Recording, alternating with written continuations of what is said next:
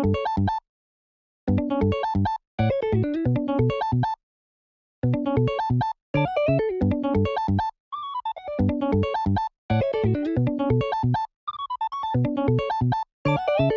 what's up, ladies and gentlemen? Good to see you again. Happy Christmas Eve and happy holidays to everybody. Hope you guys are doing well today. We've got two matches here against my man Arnell. It's a Sakazuki versus PLuffy. And the day after, aka Christmas, we're also going to be doing another Sakazuki versus PLuffy. I thought they were fantastic games, both of which in today's video as well as tomorrow's video, we end up just having really interesting games where it can kind of show you how PLuffy can sort of brick sometimes, but as well as Sakazuki with, you know, just missing a lot of the removal cards or just missing the right tempo cards for PLuffy, and then also just some really clean matches and how they all turned out. I thought these were fantastic, so just wanted to go over them. And Arnell is going to start off going first, is just going to pass it over. We'll go to 2, and I'll cycle out that Ice Age. I don't believe I have a Borsellino to play down just yet, so I'll go ahead and pass it back over. He is going to take that life, though, going up to 4 and swing 5. I do need to counter out of this, and I do so with, I believe, a Borsellino blocker right there. I don't want to take that and then potentially give him the opportunity to use the Law blocker and get a lot of cards out of my hand. So, yeah, but he starts off with an amazing combo that is extremely annoying for us to deal with, and that is going to be that page 1 ulti combo right there. I'm going to use the Greater Eruption on page 1, though, bringing it down to a 2 cost. We could have some removal here if we, you know, have Houndblaze or potentially Kobe, but I'm just going to swing 8. And yeah, I think I was looking to hopefully pick up a card, but sadly didn't get the card we needed. He does give me 2 2k counters, though, to get out of that 8k attack. And then he's just going to... excuse me, I'm just going to pass it right back over, bringing him up to 5 Dawn. He uses that leader ability to get up to 6, though. 6 is a very, like, weird number for PLuffy, but he is doing the right thing here and just attacking for 6k multiple times.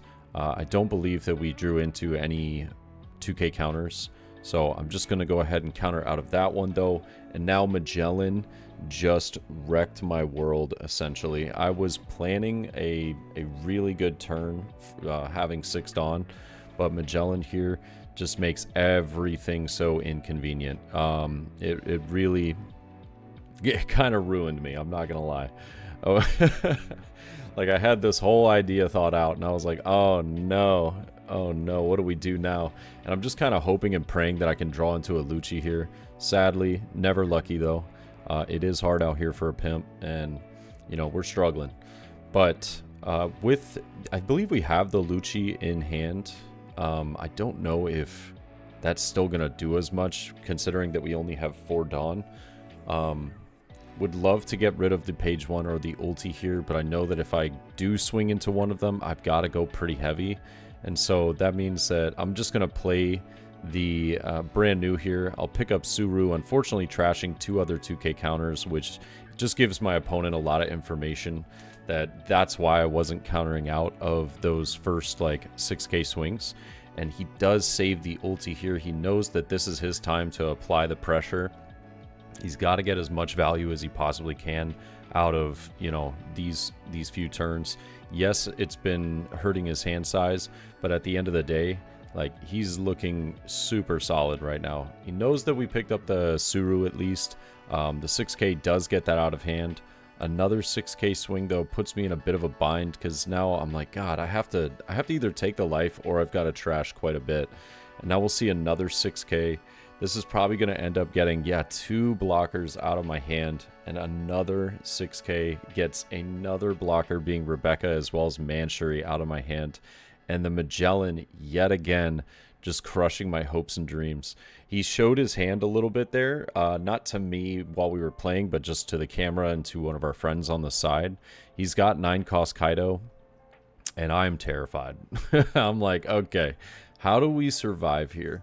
We have to somehow get rid of both of these Magellans, a page 1, an ulti.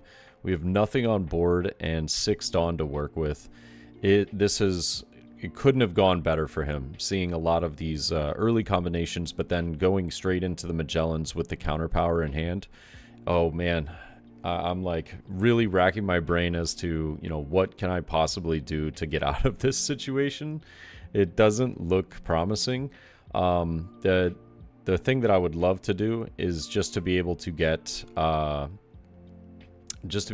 like Rebecca down and like try and start something, but I'm gonna pick up a 2k counter here because I know I have Hina in hand. I'll just go ahead and play Hina for some form of board presence for the turn after, but knowing that we'll be at 8 Dawn the following turn doesn't help me all that much. It's like I've already played kind of my hand. I have 2 Luccis in hand, as well as a brand new and a Tashigi, so not a lot of counter power, but that Poly does get rid of Rebecca. Now the 6k swing I will counter out of. We'll also see another 6k swing, and then I just show him, I'm like, I got nothing, dude. I got a whole bunch of nothing. I was like, man, all of the opportunities that I had for one turn were basically taken away because of that one Magellan. That wrecked me. Yeah. But that was just our first match. It was really solid to kind of see, you know, like if Purple Luffy sees that curve and they just see everything that they need, it's really hard to deal with the tempo of that deck.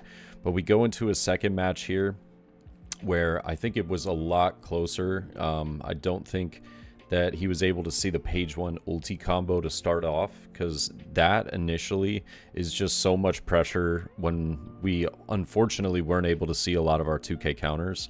Like bottom decking so many through the brand new was like oof. And now this time I'm like, yeah, I'm definitely getting my 2k counter from from brand new. I'm not taking a L like that last one. But he's gonna turn 2, ramp up a Dawn real fast, swing 5. Am I going to forget to counter and potentially get lawed right here? No. Good on me. Oh, he does see the page 1 ulti combo again. Oh, shoot. Okay, so this is actually a matchup. I thought that he didn't, if I was remembering correctly, but this was a week ago that we played these matches. But I will go 5 and lower down the page 1 to a 3 cost here. More than likely just going to play like a blocker, yeah, and just go ahead and pass it over. We have seen a 2k counter, so that makes me absolutely feel so much better than I did in the previous game. But being up to 5 Dawn, he is going to use the leader ability to get up to 6 right here. And now we'll see a 6k swing, very reminiscent of the previous game as well. The previous match felt like it started off very similarly. I think we counter out with Suru right there and just rest the Borsalino for the 5k attack. And now I think that maybe had he went 5k with lead first, I think I still would have blocked with Borsalino, but could have potentially got a card out of hand. And now no Magellan makes me feel fantastic in this situation. We get to bring back Hina with the Rebecca, getting that kid down to a 1 cost. And I'll use Houndblaze to bottom deck the kid, but also bringing leader up to 8k, get page 1 off the board unless he wants to drop 2 cards here. So he does drop 2, and now I'm just going to swing with Borsalino into ulti. I'm like, if you want to keep it, you're going to have to go down to absolutely no cards in hand. And I feel as though this start for us has already substantially been a lot better. That Magellan was just so useful in the previous game that it was borderline terrifying. But he ramps up to 9 here, does take the life going down to 2, decides to use the Poly to KO, I thought that he had 9 costs in hand. I think that maybe, I don't know, maybe yet again, I don't play Purple Luffy enough to have like a fantastic idea on what is the best way to play certain cards on certain turns. But 9 cost felt like it would go kind of hard here. But I guess getting the Poly established and multiple swings into the rest of the board as well works out pretty well. I mean, he got rid of essentially my entire board here. I know that I'm gonna have to, you know, swing pretty heavy into quite a lot of this in order to get something out of the board, but thankfully he does let the 6k go through on ulti, and then I'll use Borsalino to bottom deck that poly. I don't want excuse me, I didn't want to play other cards because we are pretty comfortable at 3 life right here. If he does 9 cost Kaido me, Borsalino's not dying, which is realistically all I care about. As long as Borsalino doesn't die, we're looking all right. But I'm going to take this 6k swing, unfortunately. We're going to take another 6k swing, and this is where it gets a little dangerous. Kaido does come down, KOing the brand new. I think I got a little greedy, or maybe I just didn't have the counter in hand. But 10k swing at life does bring us down to absolutely nada. We got a whole bunch of nada right now. And I'm just going to trash that Kuzan, though. Cycling through, try and see if I could find a blocker or, you know, something to...